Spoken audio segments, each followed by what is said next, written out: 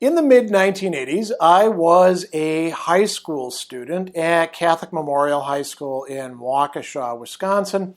And for a lot of the students there, it was kind of a college prep place.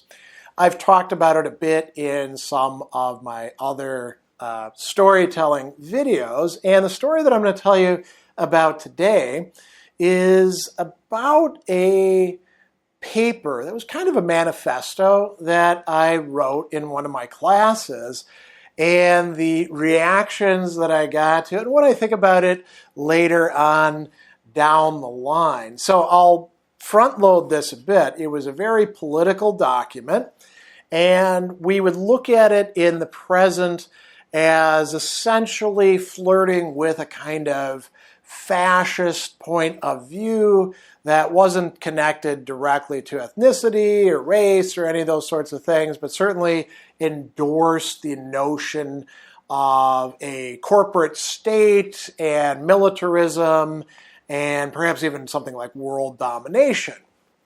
You might say, well, how did you wind up there?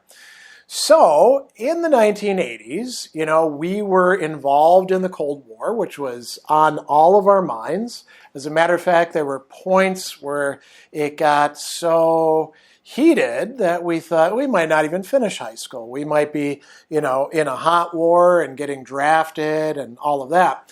So anyway, I think a lot of the students weren't quite so concerned about that if they weren't paying attention to military or political matters. I was in a combined AP, that's advanced placement, like honors, right? American literature and American history class. So what that meant is that we had these big sessions in the auditorium where all of us were attending. Sometimes we did presentations, sometimes it was the teachers. There was an English teacher and a history teacher who were handling it. They both had names that started with G. I think the English teacher was Gramling, and I want to say the history teacher was Grabowski or something like that, but I'm not entirely sure. So anyway, we'd have these big auditorium things, and I'd kind of screw off in class much of the time. As a matter of fact, I had a student, maybe I'll tell this story some other time, who was a little guy who, after class one day, wanted to beat me up because I was so lazy in class and he had to work so hard. And I was like, dude, if we get in a fight, it's not going to turn out well for you. In any case, we'd have these big, auditorium, 100 students in the class, maybe 80 students. I don't know, not 100, because there couldn't have been that many of us. But, we were in a lot of classes together already. And then we would have our smaller sections where we would meet in a normal classroom for either the English part or the history part. And I think that was probably later in the week, like on Friday or something. So anyway, in the history part, it must have been in the spring, because I remember it being kind of nice outside, and leaving afterwards and doing kind of spring things. We were all asked to write a paper, and it was supposed to be around 1 or 2 pages.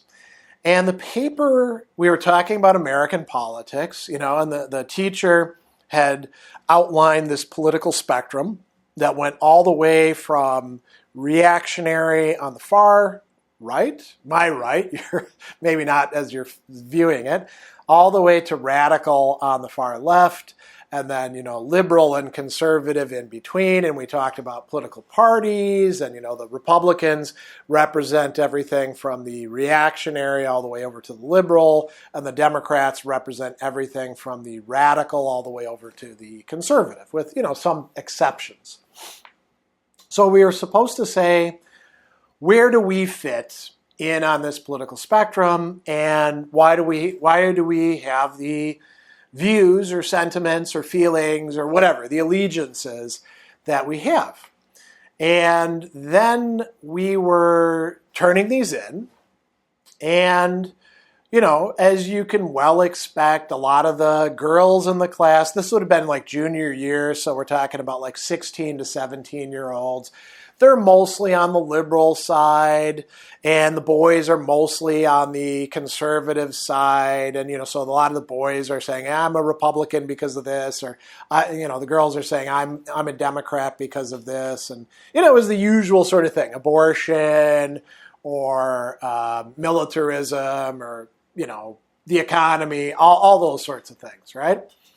So I wrote a paper, and the teacher, I thought it was a great paper, very well thought out, advancing a clear set of principles, explaining where I got them from, articulating a rather ambitious policy or set of policies. The teacher did not like what I had to say, and he wanted to make an example of me. So he gave me my paper back, which was, I think, about 2 or 3 pages, and he said, I want you to read this in front of the class. And I was like, okay, I'll do that, I was already somebody who had, by that time, developed a good bit of independence and confidence and not particularly concerned about what my students, peers, classmates thought about me, So I got up and I read my paper. And it began, I remember this, it began with a introductory thing saying, I would say that my point of view is derived in significant part from some thinkers who don't fit very well on the political spectrum as we've articulated it. The ones that I draw upon the most would be Napoleon, of course, Emperor of France and military genius, and managed to take over much of Europe for quite a while. Mussolini, right? Not an originator of fascism, but certainly important in early fascism. What I did like about the Italian fascist state is that the individual was less important than the country, that there was an idea of, reviving very robust militaristic goals, but that it wasn't tied to anti-Semitism or to racial ideology or stuff like that I thought was kind of stupid. And then I talked about the other third person was Joseph Stalin. And you might say, wow, that's kind of a weird spectrum. What do they all have in common? Militarism, the state is more important than the individual, and you do whatever you need to in order to make the things happen that you think need to happen in order to attain some sort of new, lasting peace. So I start out that way, and I'm reading the thing, and I'm like, so what I think we ought to do as America is we should become a much more imperialistic, belligerent country. We need to take the reins off when it comes to our rivalry with the Soviet Union. They definitely are a major threat, but not as big of a threat as we think because we have a much stronger economy. They have the Warsaw Pact. We have NATO. We also have the potentiality of China going our way. What we really ought to be doing is taking the gloves off and projecting American force all over the world. Now, not because I thought that America was a better country than other places. And I made that clear. I was like, there's nothing special about America. All this nonsense about American exceptionalism, throw that out. We just happen to be in the right place at the right time with the right economy, with the right weapons, with, if we have it, political resolve. And so we should begin by going through Mexico and Central America and just taking all that place over. Put an end to these civil wars taking place in Central America, fostered by, for example, Cuba and Nicaragua and the Soviet Union. We'll just go in and take it over. And we're going to have a lot of casualties, but you know what? That's okay, because it's for a good reason, and it will ultimately, make things better in the long run. We'll create a giant new America. Canada will be encouraged to join a new coalition that will span the entire North American continent. And where we'll go from there is we'll move down into South America, and we'll take over Brazil, and we'll take over Colombia, and we'll take over Argentina, and we'll just keep doing this until we, run out of places to take over. We have the military might. We can certainly recruit people to our point of view from these other countries. We've been doing it in kind of a half-assed way, using like the CIA and fostering insurrections. Let's just go hog wild. We have a great military. Let's use it, right? And if the Soviets don't like it, well, they can figure out their own sphere of influence. We'll definitely protect Europe from them. If the Europeans don't like it, tough shit for them. And we will become the dominant power, not only, the hegemon in the Western Hemisphere, but we'll become one massive nation, economy, and we won't suppress nationality or languages. As a matter of fact, the whole goal is to have an America that will encompass all of the Americas.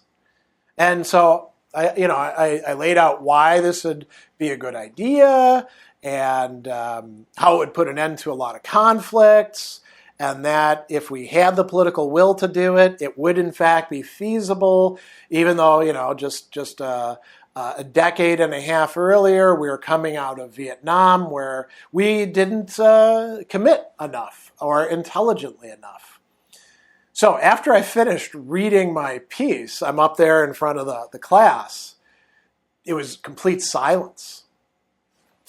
And then the teacher said, okay, who has a problem with this? Who would like to say something to Greg about this? And he was inviting the class basically to criticize and to attack me. And man, they did. There was a lot of criticism. This is just fascism. And I was like, yeah, it's fascism done right. Not like those stupid fascists did back in the time leading up to World War II. This would be actually doing it in a way that would make sense and would lead to lasting peace and prosperity. And then, they were like, yeah, but you'd have to kill a bunch of people in the process. And I was like, that's right. And I brought up you want to make an omelet? You got to break some eggs. And they were like, yeah, but so I remember one of the girls in class actually saying this, but one of those eggs would be an Albert Einstein. And I said, well, sure, we'd probably kill a couple Einsteins in the process. But that's okay, because other Einsteins will arise. There's nothing super special about these geniuses, and just think of what it would be like to have a world in which there was much less conflict and in which we used military force for some arguably good ends, even if there's going to be some collateral damage along the way. And they just kept going. It went on for 20 minutes straight. And they were arguing back and forth. And clearly what the teacher wanted was me to be humiliated and to say, oh, I was wrong about this. It was supposed to be kind of an object lesson. Don't step out of line. Here's the political spectrum. You stay in that spectrum. Nothing outside of that. Definitely not this neo-fascist, militaristic, utopian kind of ideal. But I was like, I actually think this would be a good thing to do. And I stuck to my guns. And I remember, we moved on from that. The teacher didn't get what he wanted. I was a bit upset, in that I just found it difficult to get across clearly to these other people why it would be a good idea. But I was like, well, most people aren't going to get this. Hopefully I can be in charge someday and, do something like this. So there were a lot of dirty looks from the girls in the class, particularly that one who brought up the Einstein thing. I think they all thought that I was either nuts or evil or, in general, a screwed up guy. Maybe some of them were praying for me, God only knows. But there was another weird reaction that skeeved me out afterwards.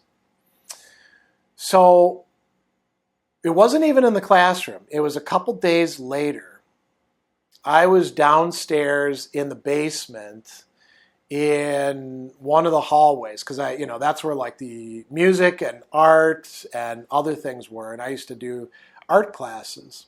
So this guy came up to me, and he was one of the people in the class who was pretty smart, not like super smart, and was always a little bit off in certain ways. And he came up to me and he said, "You know what? I didn't want to say anything while you were in the class because everybody was going after you. But I think you're right, man. I think we need to do this." And there was something about the way that he said it, like the glint in his eyes, the almost like salivation that he was going through. I was like, well, this guy is a fascist. And he's not the kind of fascist that I'm talking about. I think this guy probably would like the Nazis. And, I know him. I have off and on kept in touch with him over the years. And sure enough, he's veered way off into the far right. That's where he always was. For me, I actually bought into the idea at the time that something like what I was elaborating would be, to use the old slogan, neither right nor left, but something surpassing them. That's what I was attracted to. I was also very attracted to the idea that we could use, and we should use, military force when we have it for proper ends. And, where this story goes later on, I held on to this idea of robust military intervention for quite a long time. What actually turned me away from it was seeing what happened much later in the 90s in Rwanda, seeing a genocide being carried out, seeing lots of discussion about it, knowing that we and some of the other countries could have gotten some forces in there and not necessarily prevented all of it, but certainly brought it to a much earlier close. And it would have taken American lives and American money, and nobody cared. It was perfectly fine to, invade Iraq, but to take a stand that would have prevented a lot of, killing, fairly indiscriminate, motivated by arguably certain kinds of racist and fascist mentalities. Well, we weren't interested in that. And that's kind of where the scales fell from my eyes about interventionism. Obviously, I no longer believe anything remotely close to what I was articulating back then in the mid-1980s. I've grown as a person and, ethically, intellectually, all of that. I'm not going to repudiate it and say, "Whoa, how wrong I was," or something like that. I was a kid.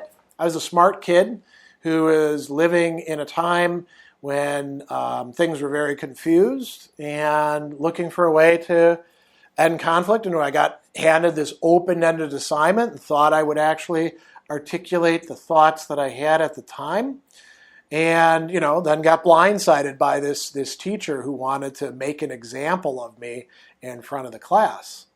So, kind of an interesting thing to think about. I'm willing to bet most of us have these misstep moments in our past where we did some dumb stuff, committed ourselves to things nowadays we're like, oh man, that was not a good look. That was not a great idea to be endorsing that. But that's where we were.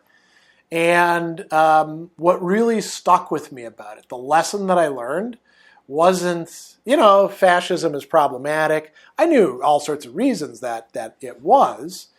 It was more, if you step out of line from what you're allowed to endorse, people are ready to line up against you and to make an example of you. So that was kind of a useful lesson for me to see playing itself out in the very high school that I was attending, in a class that was supposed to be devoted to freedom of thought. No freedom of thought for that after you go past certain lines. So a lot of interesting things that we could probably say as reflections about that, but I'll cap this off here and just let you, if you had similar experiences, you want to chime in, there's the comment section below, and have at it.